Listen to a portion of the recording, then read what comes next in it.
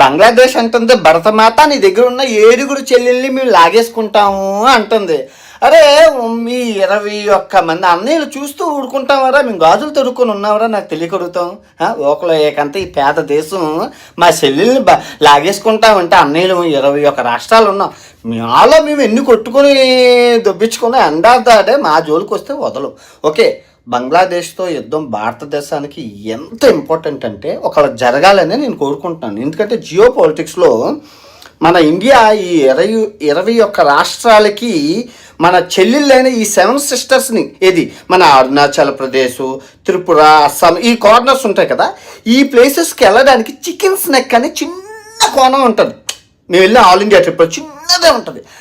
ఇప్పుడు యుద్ధం జరిగితే ఇదే ఛాన్స్ మనం దాన్ని పెద్ద చేసేసుకోవచ్చు. అంటే దేశం అంతా ఆక్రమించుకోవడం అవ్వదు, కానీ ఆ చికెన్స్ నెక్కని కొంచెం పెద్ద చేసేసుకోవచ్చు. ఎందుకంటే ఇదే సొంత అదే సొంత కదా.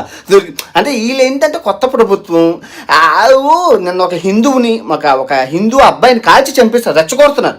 వాళ్ళకి తెలియదు మనది ఏం పెద్ద ఆర్మీ వ్యవస్థ. బంగ్లాదేశ్ చాలా పేద దేశం. అక్కడి నుంచి టర్కీ దువ్వుతుంది ఇస్లామిక్ సోదరులు కాబట్టి, ఇటు నుంచి పాకిస్తాన్ దువ్వుతుంది ఇస్లామిక్ సోదరులు కాబట్టి, ఇంక ఇవన్నీ దువ్వుతుంటే రెచ్చిపోతుంది. ఇది ఎండ్ ఆఫ్ ద డే పప్ప కరిషియం ఆ చికెన్ స్నాక్ నాక్యం అయిపోతుంది, మనకే అడ్వాంటేజ్.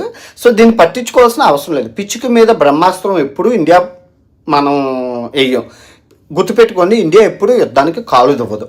అవతల వాడు అటాక్ చేశాకే మనం చేస్తాం. ముందు మనం చేస్తే అది ప్రపంచం దృష్టిలో శాంతి దేశంగా పిలువబడుతున్న ఇండియా చాలా తప్పు చేసినట్లు అవుతుంది. ఈ మధ్య చాలా ఎక్కువ అవుతున్నాయి, చాలా రెచ్చిపోయి. ఇదంతా కారణం ఆ మమతా బెనర్జీ. ఆ బెంగాల్లో ఓటు బ్యాంకు కోసం అందరినీ ఎక్కించుకుంది.